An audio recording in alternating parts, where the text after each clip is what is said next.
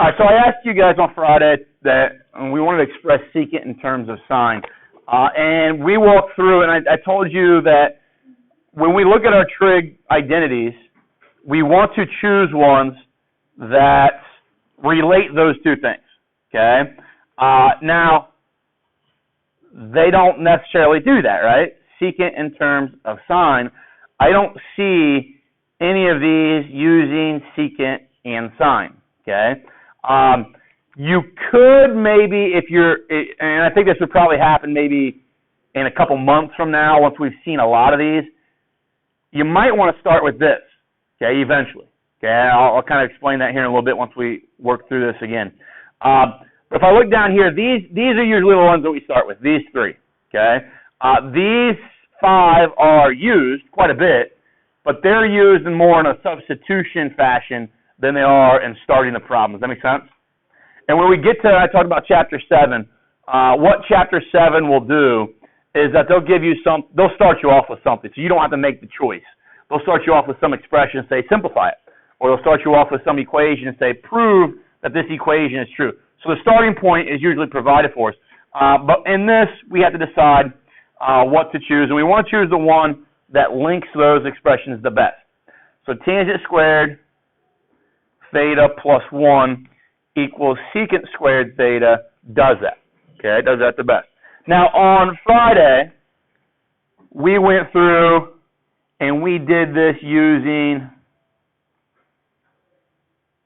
how do we do this? We went ahead and we wrote things as 1 plus sine, we changed the tangent squared to sine squared over cosine squared, and then we substituted that cosine squared right away. And then after that, okay, I kind of walked you through and said, we're going to want to come up with a common denominator, 1 minus sine squared. And I don't know why the rest of us not here. I don't know, maybe we didn't finish that. Maybe we ran out of time. So we'll go that approach and then come back and discuss maybe some alternative approaches that maybe, I don't know if they shorten things up, but they might be, maybe if you're working with 2 or 3 people, maybe one of you goes this route and the other 2 go a different route. And I want to make sure that you guys all understand that you are doing the same thing. It's just sometimes steps in algebra are independent, and you can flip-flop them. So I think on Friday we went ahead and rewrote this sine squared theta over cosine squared theta plus 1 equals secant squared theta. Okay? Something I'm going to try to teach you and kind of beat into your minds is that when you don't know what to do, and there are ratios up there that are not sine and cosine, usually what you want to do is rewrite them so that they are using sine and cosine. If you think about all 6 trig ratios that we have, 2 of them are sine and cosine. The other 4 are a version of sine and cosine. They're either 1 over sine, 1 over cosine, or they're sine over cosine, or cosine divided by sine. Does that make sense? Okay.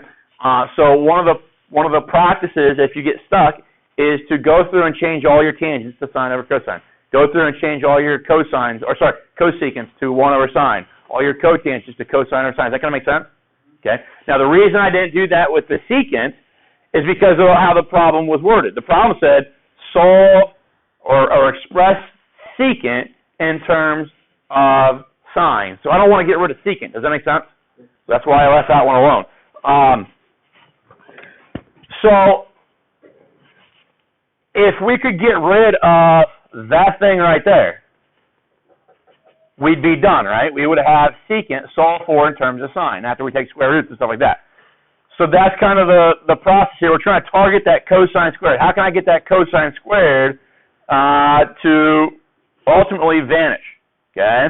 And we didn't talk about this yet, but when I talk of the identity sine squared plus cosine squared theta equals 1, I'm really talking about 3 separate identities there. Okay? And if you want to really get technical, I'm actually talking about an infinite set of identities with that thing.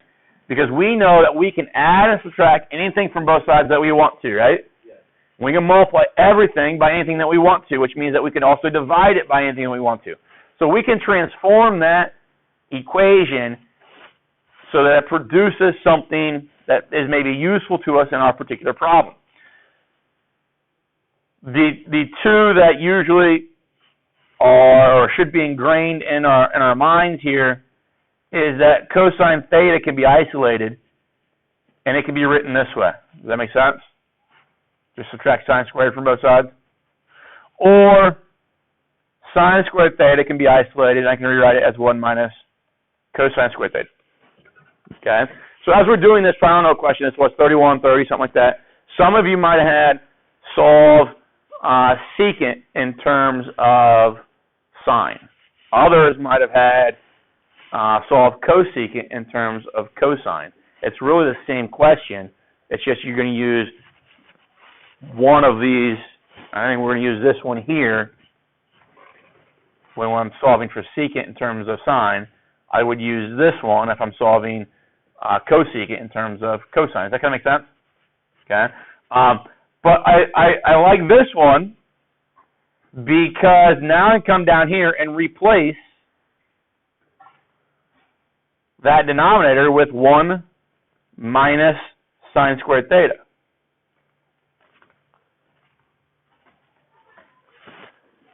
Is that right? Yeah. Now, here's just in general, like think about this, and this is kind of maybe reminding you how we can work with this stuff. That stuff on the left is a ratio. So when you know what sine squared is, okay, let's say sine squared ends up being like a fourth. You have 1/4 divided by what ends up being 3/4 plus 1. Does that kind of make sense? That would essentially mean that this thing here is actually 1/3 plus 1. Does that make sense, everybody? When we know what these values for sine squared of theta and are in our problem. So the reason I say this, the reason I write this as 1/3 plus 1, or it doesn't even matter what the fraction is. Would you ever write an answer like that? Would you ever write an answer, if my answer comes out to be this numerically, would you write in a test that it's 1/3 plus 1? No. What would you write? You would write 4/3, right? You would actually add those together. So that's what I'm saying right here. You're not going to ever write this as an answer because that's like a fraction plus some whole number. You want to do that. You would combine them into one fraction, right? If you're going to combine into one fraction, what do you always need? Common denominator. Does it make sense then that I can rewrite that 1 like that? Does this still say plus 1? Okay. And it's got the common denominator that the other fraction had.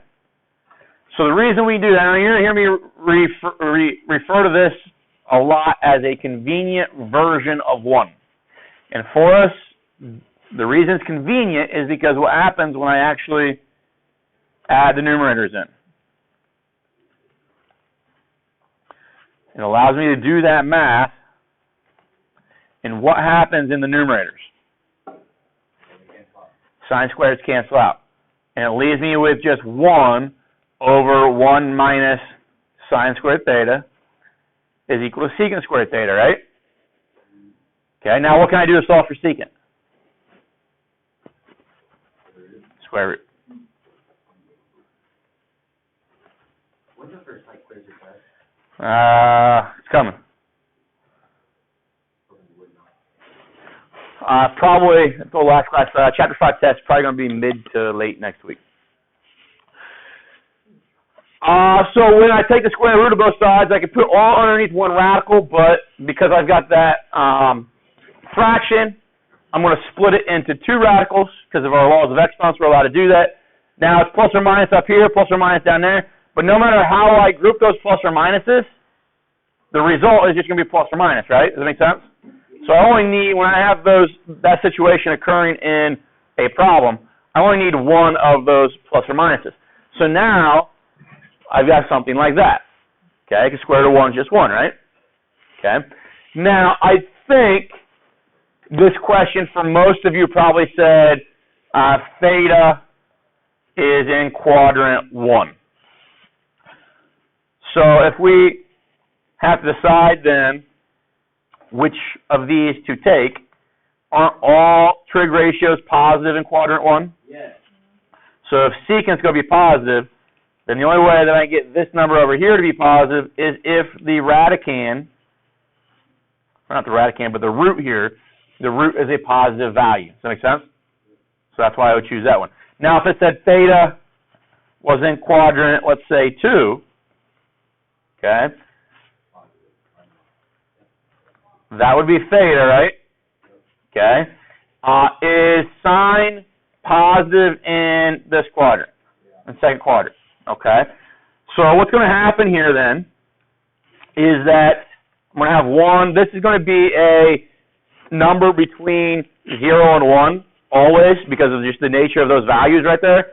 So when I square root that, it's always going to be a real number. And in this case, right now, the way I've got it set up, it would be a positive, right? Okay, so it'd be 1 divided by a positive number, which is just a positive number, right? But secant in that quadrant, so this side right now, the way this is set up, this is positive. Okay? Secant in the second quadrant, secant is the reciprocal of what? Cosine. Is cosine positive or negative in the second quadrant? It's negative. So the secant in the second quadrant is also negative. Does that make sense? Okay. So in order to make this side here negative, what do I need to do?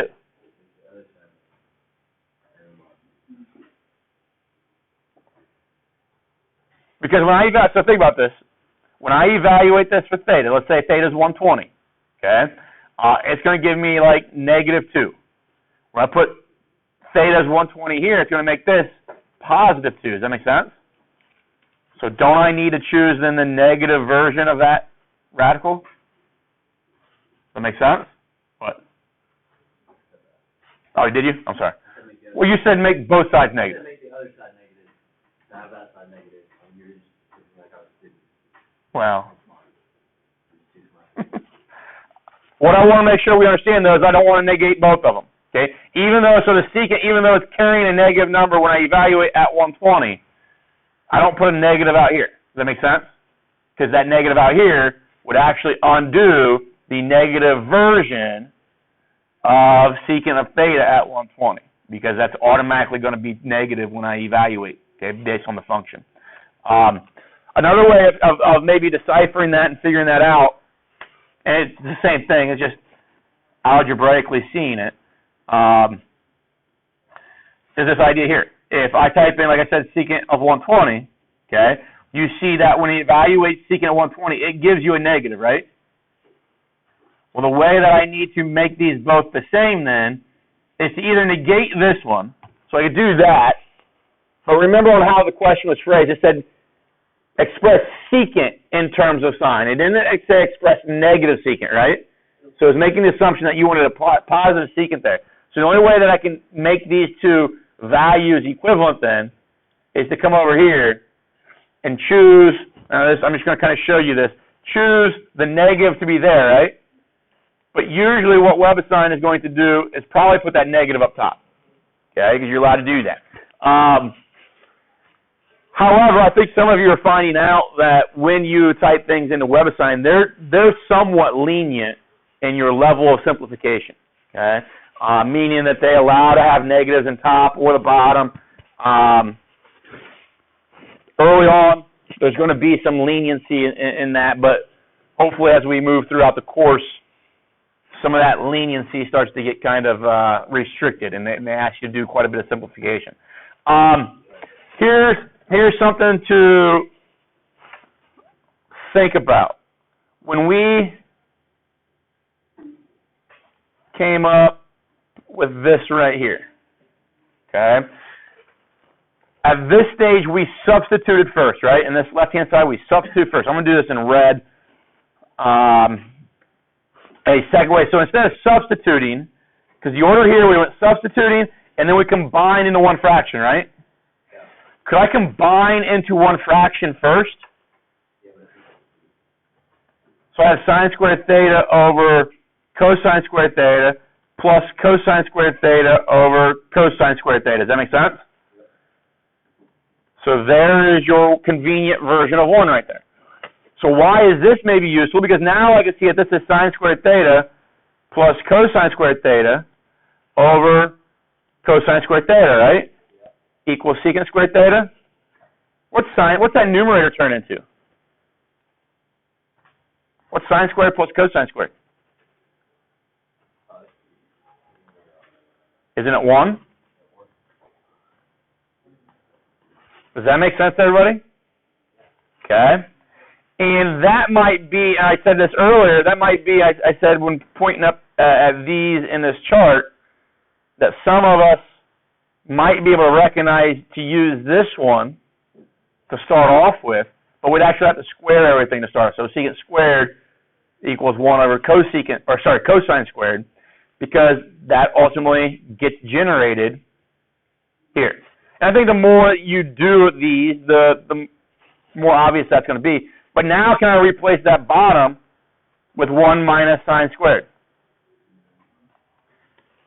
And then is that the same thing as this right here? Does that make sense? But what you demonstrate on the way to getting to that was completely different. And it's because we did a different order of steps. But we know that we can do that because they are independent steps. Okay? Substitution does not, in this case, depend on merging my two fractions into one. Okay? Yes? I thought you said you were going to email that to us. The chart with all the stuff. No, you asked for that, and I said I already did email it to you. It's not there. Why'd you delete it? I didn't delete your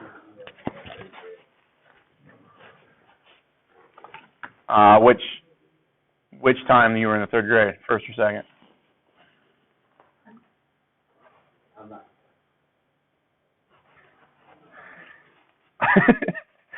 One thing I want to make sure that we're comfortable with is this, because when we square rooted, so I square rooted the 1, and I square rooted the 1 minus sine squared theta, the number one wrong answer I get for this stuff is this.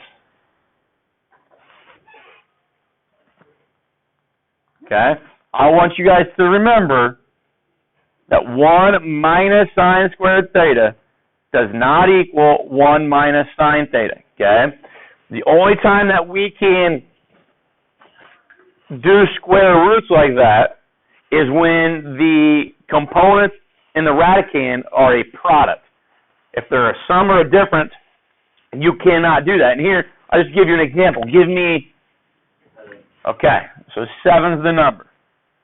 If I said that I had 1 minus 7 squared, algebraically, we should know that that's, so the 1 relates to that one there, and the 7 squared relates to that number there, right? Does that make sense? So I just choose numbers that maybe I'm more familiar with, I'm more comfortable with. Because sine squared theta is just a number, right? When I know what theta is, I'm just more comfortable with it maybe being 7. Okay, now sine squared theta will never be 7. It'll never be anything outside of negative 1 to 1. But if I understand the algebra that I can do here, it shouldn't make sense on the algebra that I do here. If I go 1 minus 7 squared, we should know that's 1 minus 49, which ends up being negative root 48, right? Okay.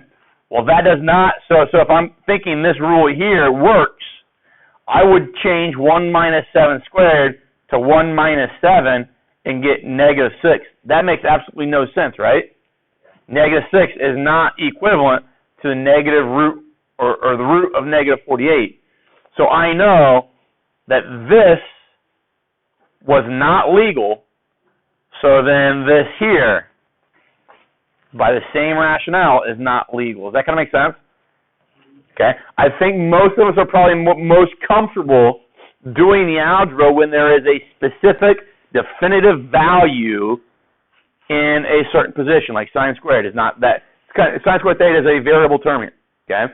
If I can make it a specific value and then work through the math with that specific value, that might shed light on what you do when it's a variable. Does that make sense? Okay.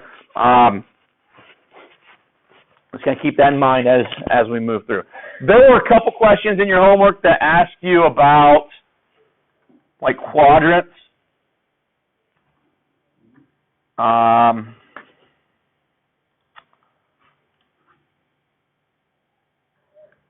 And they were the lead into those questions that dealt with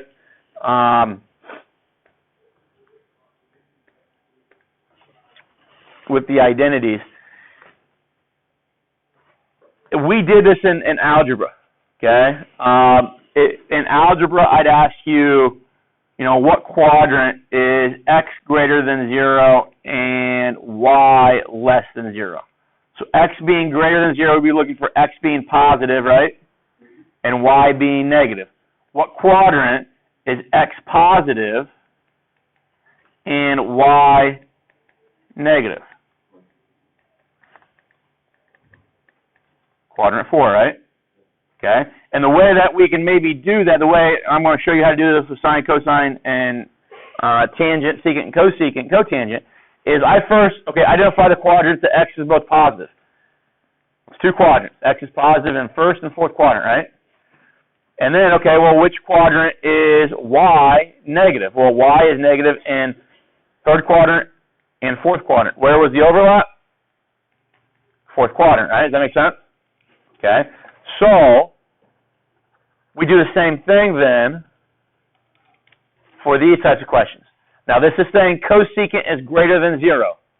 Okay. Now, it's up to you, but I don't deal with cosecant usually, ever. I'm going to rewrite that as sine of theta is greater than 0. Now, cosecant and sine are not the same thing, right?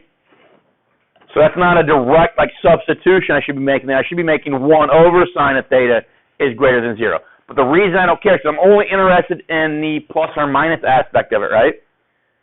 So the reciprocal functions have the same plus or minus that their reciprocals have. Okay? So cosecant, where it's positive, is going to be the same place that sine is positive because the reciprocals of one another, right? Does that make sense to everybody? Yeah. Okay. So I'm going to ask myself, where is sine positive? Well, all students take calculus, right? Yeah. Sine is positive there, and it's positive there. Now I'm going to ask myself, where is cosine? What's that one saying? Cosine is less than 0, so cosine is negative, right? Yep. So all students is the only one that here that is positive, so cosine must be negative. So tangent is the only one here that is positive, so cosine would be negative. Calculus, so calculus would be positive for cosine. So we see it. These are the only two quadrants that cosine is negative, right? Is that right, everybody? Yeah. Or you could do it this way. Remembering that we could be dealing with these little triangles here, right? And let's just make the radius 1. You guys remember that if that point right there is x comma y, then the sine of theta is my y value. The cosine is my x value, right? Yep. Okay. Is that the same thing over here in these other quadrants? So when I look at an x comma y over here, it's a negative and a positive, right? So doesn't it make sense that if cosine is x, then in the second quadrant, cosine is negative? And if y is sine, in the second quadrant, y is positive? Okay. So then you're just going to be looking for the consistent overlap for these types of questions. And they're all the same as you move from, I think it started like 25. Yeah, 25 through 29. They're asking you to do those types of things. 28. Last class asked about the last one, so I think maybe makes sense to talk about that with you guys as well. Which one did you get right? Top one. Okay, so when we're working on this, it is saying, and they're trying to get you to understand eventually. Now, I don't know why they choose 8. Now, it's a red number here, so that means that's what changed for everybody. The way I would ask this is I would ask sine of 2 theta, and I would ask then 2 sine of theta. And as we work through this, my hope is that you would recognize that if I gave you those in that version, that they are different. Okay? So sine of 2 theta is not the same thing as 2 sine of theta. That's going to be an important fact for us to know later on. I don't necessarily agree with them putting an 8 there. But let's kind of walk through this. This is, eventually, we're going to talk about that being called a double angle. Okay? Because theta is our angle, right? And the 2 out front will double it, right? Okay? Now, I know theta is being provided in terms of radians.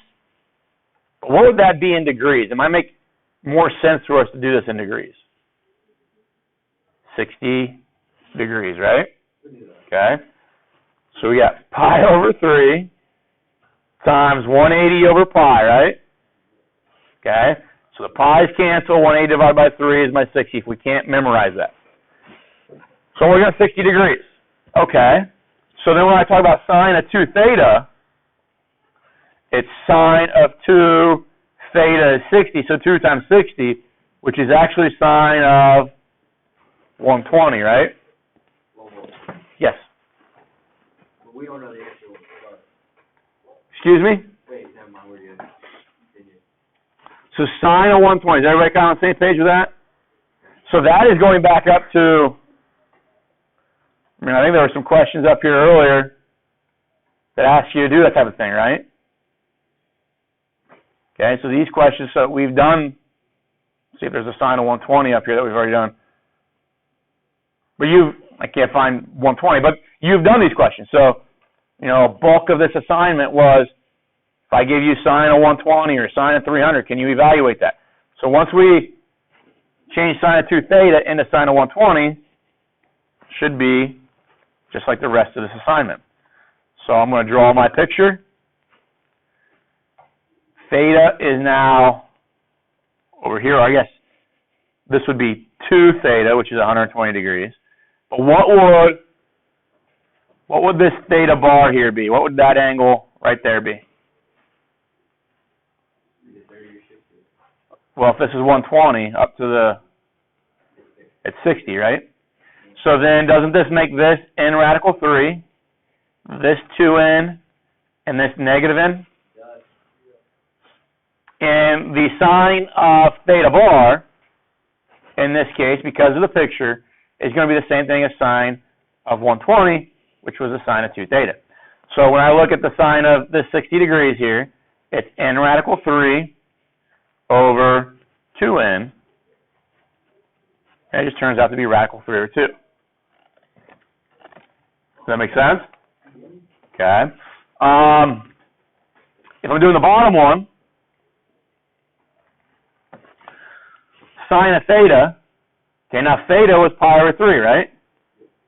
So pi over 3 is that 60 degree angle. Now it's in the first quadrant.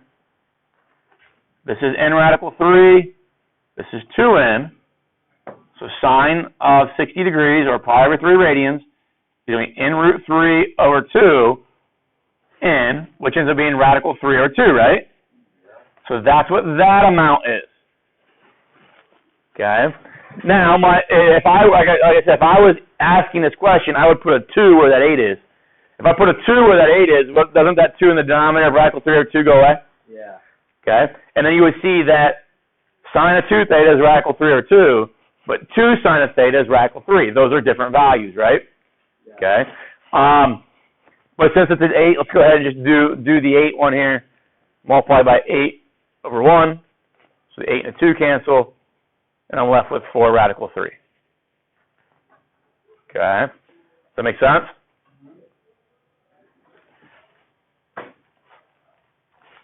What we're getting at there is the idea that when your sine of theta is inside an equation, or in this case maybe an expression, you evaluate that first, okay? Order of operations says evaluate the sine of theta first, and then multiply by 8. Okay? We go with that? I want to talk about one, You don't have to. maybe two. Time 45. One? This example here, we'll just start it. We won't do all of it. I think you guys kind of get the hang of this already. Secant of theta equals 2. Okay, and theta's in quadrant 4. Find the other trig ratio. So if I know what secant is, they want me to find cosine, sine, tangent, cosecant, and cotangent, right? We've seen questions like this. But usually what they do with questions like this is they've told me what sine or cosine is, or maybe even tangent. Here they're giving me something else.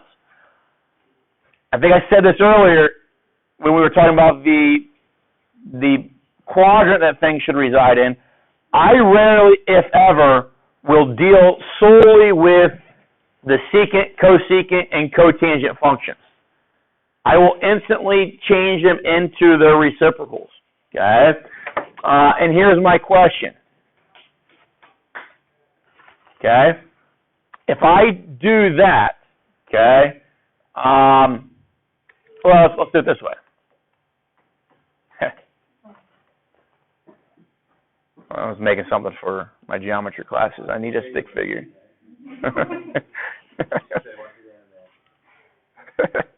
You're a weirdo. All right, so secant of theta equals 2 over 1. Okay, what's the reciprocal of secant? Cosine, right? Okay.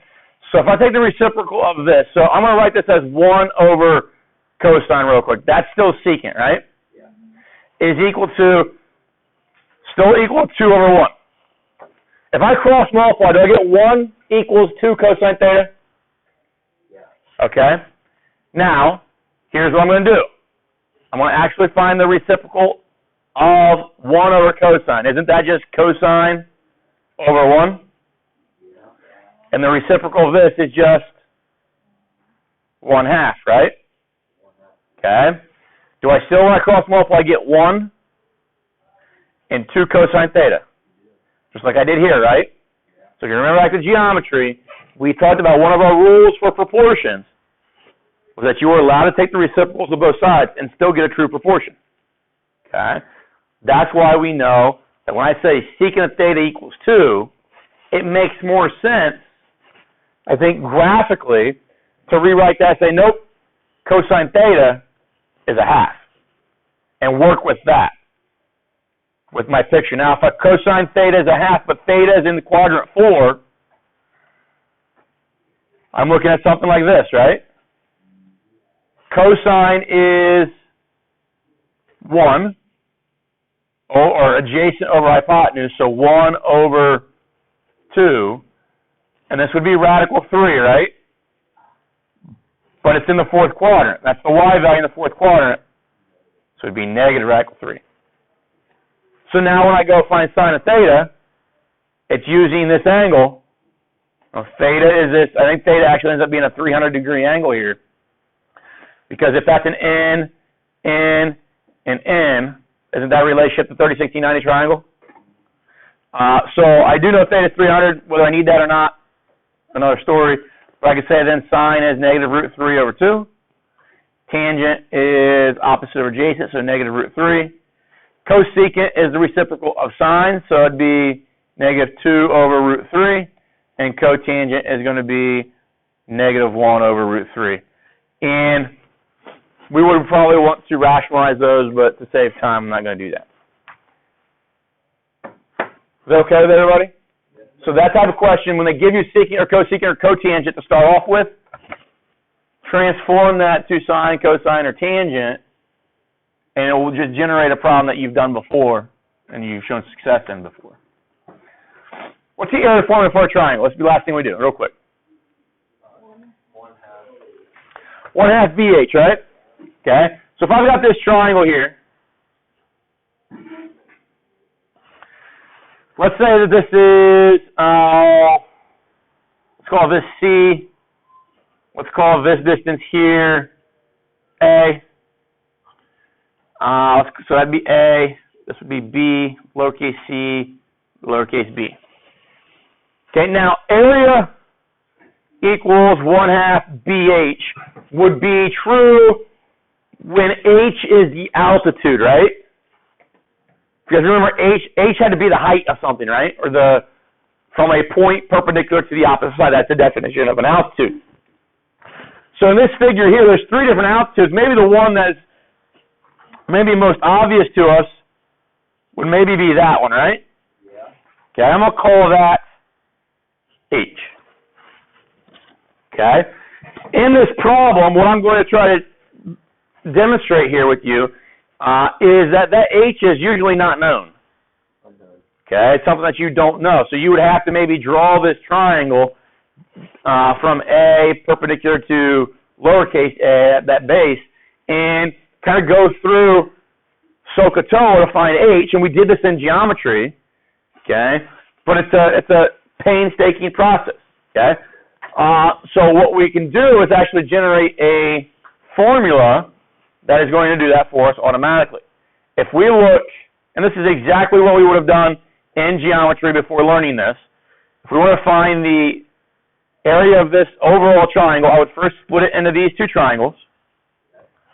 Okay, my hopes are I would know that angle right there, and I know B, and I would be able to go and write the sine of C is equal to H over B. Does that make sense? Okay. And let me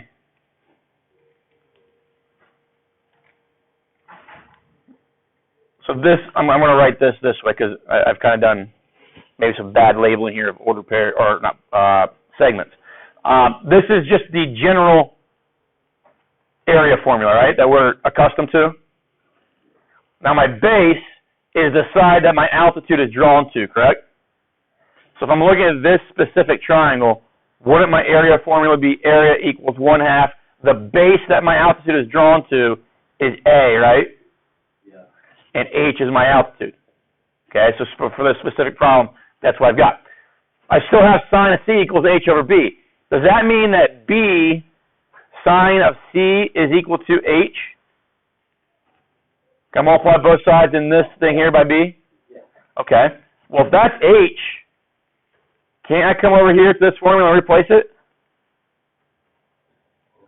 So the area of a triangle is also known to be 1/2 A times B sine of C.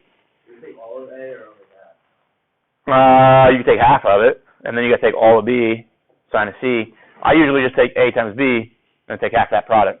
Doesn't matter. Now what we do, we'll go A, B, and C. So C is an angle that is included between A and B. So if you go back to our geometry order of parts and triangles, this is a side, angle, side, right? Okay, side, angle, side. So that's the relationship, okay? When you have side, angle, side, you can use this formula directly to come up with your area. So if I do that, area equals 1/2 A, which is 10, B, which is 3, sine of 120, right? That's 15, correct? That product right there is going to give me 15. Okay. Sine of 120. Okay, now I'm going to use a previous problem that we already did. Sine of 120 is radical 3 over 2. So the exact angle or area of this triangle is 15 radical 3 over 2. When we were working inside geometry, we couldn't leave it that way. We had, because we didn't know what sine of 120 was as a decimal, or as a exact value, we had to change that as 0.866 and multiply by 15 and get a decimal, right? And we had to round that. And when we round an area, it's really not the area, right? Here, we don't have to round the area. Okay. Now, if they would give me an angle that's not a multiple of 30 or 45, I didn't have to round it, but this is an option when it's 120 or maybe 150 or something like that.